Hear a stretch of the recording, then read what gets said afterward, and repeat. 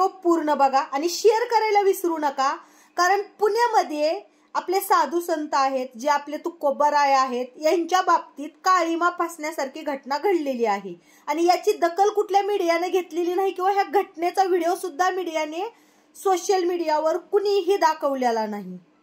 अरे आपले तुकाराम माऊली, ज्ञानेश्वर माऊली, आपले ज्ञानेश्वर माऊली तुकाराम महाराज, आपण त्यांना इतकं मानतो, वर्षातून एकदा पालखी सोहळा येतो, आपण जीवाचं रान करून आपल्या तुकोबारायांच्या, ज्ञानेश्वर माऊलीच्या पालखी सोहळ्याची वाट बघत असतो। हे सुख स्वर्गात सुद्धा नसतं। आणि आपला हा पालखी सोहळा 21 तारखेला पुण्यामधून पालखी कॅम्प भागातून जात असताना तिथल्या एका हरामखोर जिहादी महिलेनं, जे पालखीत तुकाराम महाराजाची पालखी घेऊन जाणारे जी साधू संत आहेत, जे वारकरी आहेत, त्यांच्या अंगावर मटणाचे तुकडे टाकले गेले। का तर त्या महिलेला जेव्हा पालखीमध्ये अफाट जनसागराने हिंदू समाज एकत्रित येतो, फक्त हिंदूच नाही तर सगळे लोक एकत्रित येतात ना, ते त्या महिलेच्या डोळ्यात खुपलं आणि त्या हरामखोर महिलेनं मटणाचे तुकडे तुकोबारायांच्या जी पालखी घेऊन जाणारे वारकरी होते त्यांच्या अंगावर फेकले। आता मला सांगा, हाच प्रकार जर दुसऱ्या धर्मासोबत घडला असता तर त्या धर्मातल्या लोकांनी त्या महिलेला हाणलं असतं, मारलं असतं, तिचं घर जाळलं असतं। पण आपल्या वारकरी मंडळीने आणि साधू संतांनी असं नाही करता त्यांनी रीतसर पोलीस केस केली, रीतसर पोलीस केस केली। त्यांनी त्या महिलेला अजिबात काही त्रास दिला नाही किंवा काही बोलले नाही, त्यांनी जाऊन पोलीस केस केली। असा प्रकार घडला। तर मी पोलिसांना एक विनंती करते, संत तुकाराम महाराज, संत ज्ञानेश्वर महाराज हे आमचे माऊली आहेत, आमचे श्रद्धास्थान आहेत आणि त्या महिलेला कठोरात कठोर शिक्षा झाली पाहिजे। आणि मी बाकीच्या मंडळींना पण सांगते, जी केलेली पोलीस केस आहे, आपल्या वारकरी संप्रदायानं जी पोलीस केस केलेली आहे, आणि त्या पोलीस केसवर जर पोलिसांनी दुर्लक्ष केलं तर आपण सगळ्यांनी एक होऊन तिथं चौकशी करणं खूप गरजेचं आहे। कारण त्या जिहादी महिलेनं, मला सांगा, आज जर त्या जिहादी महिलेला डुकराचं मटण चारलं तर ती सहन करणार आहे का हो? त्या जिहादी महिलेला एवढे मांसाचे तुकडेच टाकायची हौस होती तर तिच्या आईबापाचं मांस कापून खायचं, डुकराचं मांस कापून खायचं ना।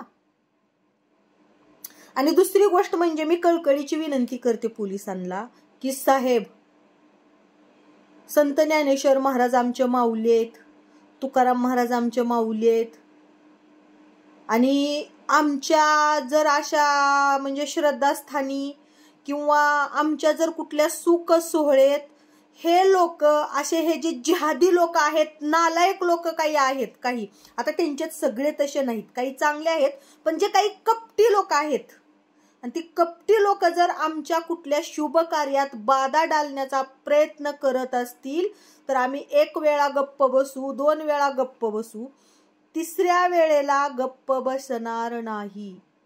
आणि मला सांगा ना, ही सोशल मीडिया नको तिथं बीट घ्यायला पोहोचतात, नको तिथं राजकारण असू देत तिथं आधी पळत जाणार, कुठल्याही गोष्टी असू देत ह्या सोशल मीडियावाले आधी पळत जातात। मग आता का युट्यूबर झोपलेले आहेत का सोशल मीडियावाले झोपलेत का पत्रकार झोपलेत?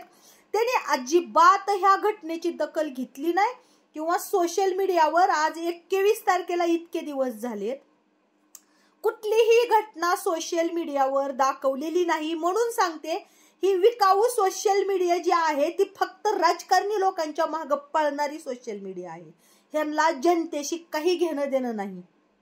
पण उपकार माना वारकरी संप्रदायाचे, आणि म्हणूनच म्हणतात ना, जे साधू संत आहेत त्यांच्याकडे संयम असतो, त्यांना कशाचा लोभ नसतो। ह्या आमच्या साधू संतांनी, आमच्या वारकऱ्यांनी संयम दाखवला, नाहीतर पालखीमध्ये लाखोच्या संख्येनं पब्लिक होतं, लाखोच्या संख्येनं वारकरी होते। जर त्याच वेळेला त्यांनी ठरवलं असतं ना तर त्या महिलेच्या खंडोळ्या करून टाकायला वेळ लागली नसती, कारण अफाट जनसागर असतो पालखी सोबत।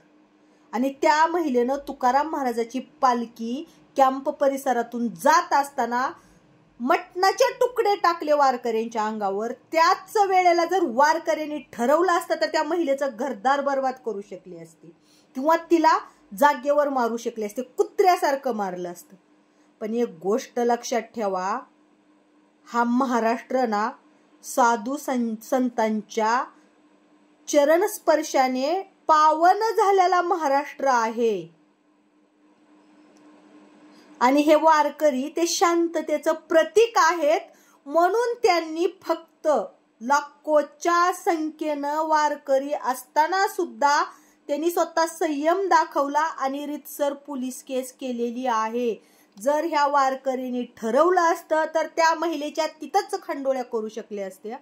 पण खंत वाटते ह्याच गोष्टीची की इतके तुकोबारायांची पालखी, म्हणजे आपण तुकोबारायांना जगद्गुरु म्हणतोय आणि जगद्गुरुची पालखी घेऊन जात असताना पालखी घेऊन जाणाऱ्या वारकऱ्यांवर एक जिहादी महिला मांसाचे तुकडे टाकते, मटण फेकते आणि तरी पण सोशल मीडियावाले तिथं हजर झाले नाहीत.